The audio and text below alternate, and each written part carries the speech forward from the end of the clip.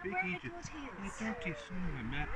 I suppose most people know this is the municipal district building. This will be, tonight will be your first kind of official, we'll say, attendance of the monthly council meeting.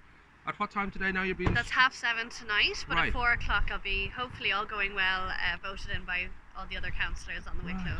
Because some people, I know with Stephen Matthews, he's in the same position, and his partner Erica is going to take over his seat. Is it? I hadn't been aware of that before. It's a sort of standard procedure that you elect somebody to take your seat. Yeah. Is there a criteria for it? Have it got to be a certain experience or? No. So the way it works is if you're a member of a party, your party nominate a replacement. If you're an independent, you get to nominate that person yourself. Okay. But as a party, you would have all parties would have processes that they would go through. So the membership. So in our case, people were asked to put in an application as such. Head office would have interviewed them, and then it went to the branch, and the branch voted. So it's all very democratic. Now, for those who wouldn't know, I know you were involved in the recent campaign. You've been involved with Jennifer's work now for many years. How many kind of years exactly, or is it? I wonder where the just over 3 years. Okay. But I've known of Jennifer for much longer than that. Right. I've worked in the background for a number of different TDs as a parliamentary assistant in Leinster House, so I would have been aware of her work, admired her work, and I would have seen the results because my family's from here, and myself as well. So I would have seen the fruits of her work as well, and approached her a few years ago. I wanted to work on her campaign and help out,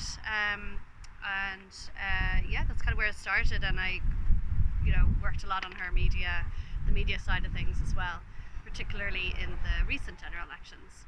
And was there a spark for you to get involved in politics? I don't know whether it was a family kind of tradition or whether you'd had a particular... No, it's kind of accidental, I suppose, like a lot of people.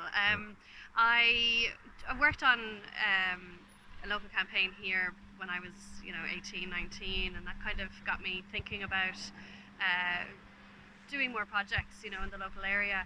But then I had lived abroad for a while in South America after graduating, and I worked on with a development NGO over there. Came back and got involved with a senator who did a lot of NGO work in the development sector. Interned for him, and then that kind of developed into eventually getting a job, and haven't left the place really since. So now, I suppose there is an obvious kind of would say mood in the town that the amount of houses that are coming in, it bothers people. The fact that the traffic is not at all been sorted yet, and the lack of school places. It's quite a tumultuous time really to get involved. I mean, is that something that I don't know if any part of you sort of having a bit of a sleepless night thinking, this is a lot of fix needs to be done here? Well, I had sleepless nights before getting involved, which led me to getting involved with Jennifer, because I lived that experience getting stuck in commutes and commuter bill and creche fees and that not linking up with school times and just juggling work life, juggling as a working mother and everything else that goes with that. So I got involved with Jennifer, and she was brilliant. She turned all the ranting and the angst into action. So that's where I was coming from on that, and I really want to work on what Jennifer's been doing so far for the community and trying to bring in sustainable development. We need more recreational spaces, more crash facilities and community centres, and with that sustainable transport as well, bringing in more public transport, because what we're seeing now, we're seeing the fruits of years and years of bad planning. And the consequence as well of what Fine Gael's brought in is now all the big housing developments, it's bypassing the councillors, and all the councillors can do is put in an objection just like anyone else, and they don't get listened to. So we really need to work on that. I think a lot of people were hugely disappointed that the An Bord Pleanála overturned a WCC recommendation about the Kern homes, their Glenhoran C, or I don't know, maybe I'm reading that wrong. No, so I think a lot of people don't realise that the rules were changed a few years ago. So now if anyone wants to build 100 houses or more, they can go directly to the board. So they go directly to An Bord Pleanála. They don't apply to Wicklow County Council. So it has taken, I suppose, the local input out of it to a large degree, which is a problem, because the board aren't aware of the concerns or the issues in the local area. But they would have had objections, I think, from WCC and from local residents in Seabourn, just saying, well, we already were a breaking point. Yeah, and I objected on the basis that there wasn't enough infrastructure. The district council put in a submission on the same basis. So it's difficult because you're trying to get the balance between, like, we do have a housing crisis, but we need to have all the infrastructure in place as well. Yeah. And if we continually I suppose top load some areas and don't put in things like this public transport we need, I think is the primary thing. School places, we need the roads infrastructure, but it's important that that infrastructure is there prior to the houses going in and doesn't have to play catch up with it all, because we're playing catch up now, and we probably have a good 4 or 5 years before I think we're going to see any improvements, and that's assuming that funding is put into things now, which may not be, which is, I think, one of the things that I certainly want to keep on pushing at a national level. Right. It's great now we'll have Jodie on board, so she can push this stuff locally, but actually it's a national level. We need to make sure that we're getting the funding into counties like Wicklow that have such high transport needs. Well, I suppose in a broad, simple term, Greystones does seem to get shortchanged when it comes to the funding. That we do seem to be in that position where we contribute quite a lot because we're a prosperous town and it seems to be booming. But at the same time, when it comes to that funding coming back, it's sort of seen that, well, really this money needs to be brought to communities that don't have half the things that we have. That seems to be an ongoing problem, that we are kind of short of funds to just get a lot of this important. It's not, we're not looking for swimming pools or extra badminton courts or anything like that. These are things that are needed to just make people's lives bearable when it comes to going to work. Is that likely to change? Is there a climate of possibility where the council will recognise, well, Greystones needs to get this sorted? I think that it's an underlying problem of we're not getting enough funding into the county in general. Right? Okay. So then when we do get funding, everyone is fighting to get that funding to their own area. So when Jodie goes down to Wicklow County Council, there's going to be 6 councillors there representing the Greystones district, but there's 32 councillors in total, and everyone else on that council is also going to be trying to get the funding into their home district. So that's where the difficulty is. I think the fundamental problem is that there isn't the funding needed to run the county coming from the national government. Okay. And a lot of the funding that we get is actually based on data and population size from 20 years ago. So with counties like Wicklow and Meath and Kildare, because we have had such increases, I think we've had something like a 40% increase in the population in Wicklow, but our funding hasn't gone up by that much. So actually when you compare us with other counties, we get way less funding than other counties across a whole wide range of services.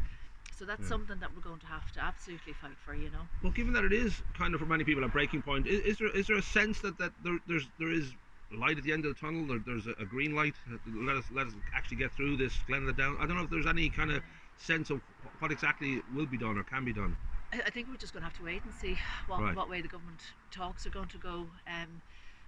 Like we've had a Fine Gael government that was supported by Fianna Fáil for the past 4 years, and we haven't seen improvements in investments in the county. So I mean the reality is I don't know if there's going to be a change. Right. If that comes into play, but at the moment those discussions are only happening, so it's anybody's guess as to how it'll end up, but certainly it's something that I'm really conscious of, and I will certainly be fighting for the national level.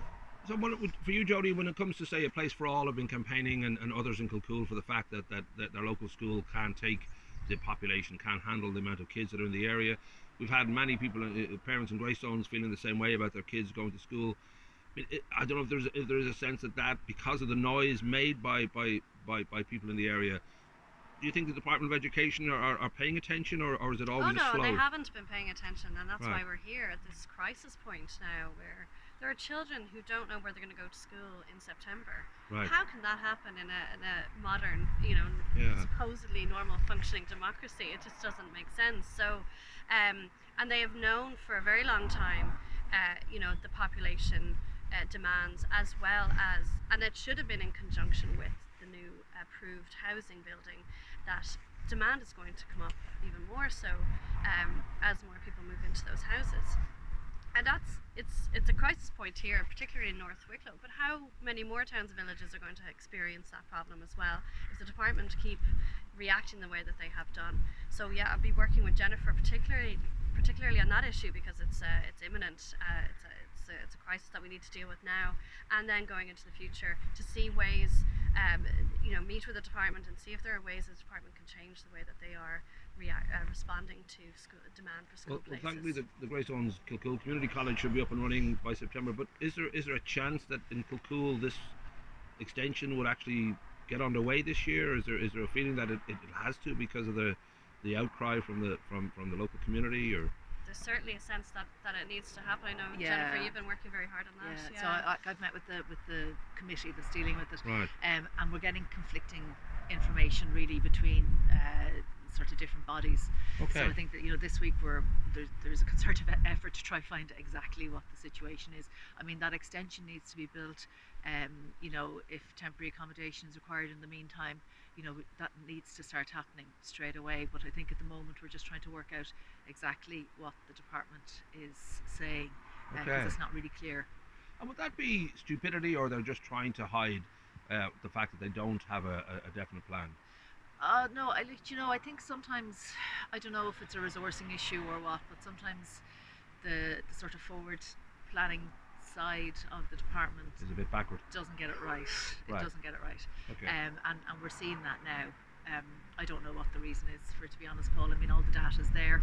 It should be obvious to, the department is the only one who has full oversight and visibility of the number of kids in the area, what schools they're in, what schools they'll probably likely go to, and I don't understand how it wasn't prepared to deal with this issue before now, but hopefully we'll get to the bottom of it over the next week or two. I suppose the one thing that sort of strikes me again and again is the word tax. Obviously for most people is just it's their kryptonite. They just can't face the idea of any added tax that they already pay. And so when it comes to property tax or the Irish water or various different, the carbon tax, there is that sort of knee-jerk reaction of, well, not in my watch, I don't want that happening to us.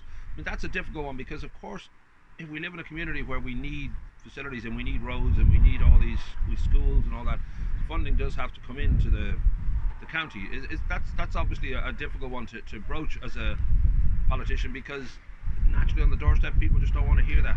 Do you know what I find with people and tax is if they know where it's being spent and that they see it's being spent properly. Right. I think people understand that we know, if we're looking for community facilities, if we're looking for roads, if we're looking for things like that actually that it comes from the taxes. But it's when they see waste in the system, then they think, what, that money would be better in my pocket. It's hard to justify a sort of centralised distribution of taxes if people can look at a children's hospital that's going to cost over 2 billion when other countries can do it for half that. So that's the difficulty, is I think when people can see the waste and the inefficient utilisation of their money, and as well as that the prioritisation. So what the government spends the money on. If you look at biodiversity and wildlife is very much to the forefront of people's concerns at the moment, and our national parks get something like 16 or 17 million a year. That's how much we put into them to run, and that's the same amount that the greyhound industry gets in funding. So it comes down to not only how we use our money, it's the prioritisation of our taxes, and I think that's where people have the fundamental problem with. I suppose the buzzword, or maybe it's a safety word, in just about every political campaign for the last 20 years is change, and that notion of playing into people's, it's like a horoscope thing. If you can put in your horoscope, things aren't great now, but they're going to get better. People just feel positive. So the idea of any party saying we're going to change the politics in this country, so from Trump to Brazil to everywhere, I mean, that obviously is a kind of just a sloganeering, because it maybe reflects a mistrust of politics in general, the establishment, this idea that people just feel that they're being lied to, and that there's a sense of there's conspiracies everywhere about what is going on really in government. That's got to be tough from your point of view, just knowing that there is a mistrust that seems to be in the air across the globe. Yeah, and I think one way to kind of counteract that mistrust, or maybe have people have a bit more faith in politics, is to see more people like myself, working mothers, people who live the real experience of people every day, people I've met on the doors who are concerned about the same things that I am about, transport and climate change, as well as school places and proper facilities in their community. And I'm delighted that I was selected by the Social Democrats branch to represent and take over Jennifer's seat, because they felt that I did represent what they were hearing at the doors as well. And I think we need a bit more of that. I think Jennifer represents that too. That way we're hearing what people are concerned about and can work with them, work with the community to find solutions. And in that way, over time, hopefully that will help people trust politicians a bit more. But politicians need to prove themselves as well, and that's what they were saying at this election. We don't trust politicians anymore. They haven't done anything for us, and we're going backwards, and they don't want to see Ireland go that way anymore. And so that's what this election is. That was that kind of expression at the doors, you know. I think your reverse button's on at the moment. moment. So I suppose just to wrap up, I know that in truth, Jennifer has 90% grey hair. She dyes it every single day. I do. And are you in any way, shape or form kind of braced? Do you have to sort of think, okay, this into the line pit, because this is not going to be easy? Yeah, it's not going to be easy to fill in Jennifer's shoes, so to speak, but look, I'll bring my own to the role as well. But we're going to be a great team working together for the community and for Wicklow in general, and we have a brilliant Social Democrats branch here, and members and non-members who have helped us along the way and are going to continue to help. And it's going to be about their voices and the voices of communities and community groups as well. And we want them to feel like they can approach us and come to us and work with us to try and get things working so if again. anyone would like to join with us. Yay! We're always looking for. We're building a really, really great team. Right. For the district and for the county. So. Oh, magic. Well, I'll put in the email and all that for any kind of links. But also, if you are filling Jennifer's shoes, make sure you wear socks, would you?